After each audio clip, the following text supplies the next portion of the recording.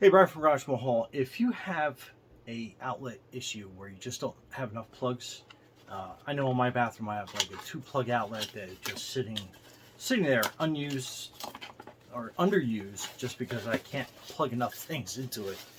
You know, electronics. I want to plug the blow dryer, the Alexa, a couple other things. I got a toothbrush now that I have to plug in because it's a ultrasonic toothbrush.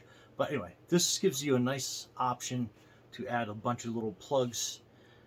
So you got 2 on the side, 2 on that side, you got 1 in the middle, then you got 3 USB and a USB-C.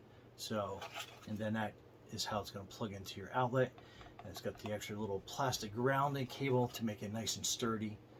But yeah, I mean, if you're looking for a solution to add more outlets, but you don't want to rewire, but you have some low amp draw products like cell phones and electric toothbrushes and whatever you have going on, this is definitely going to work for you.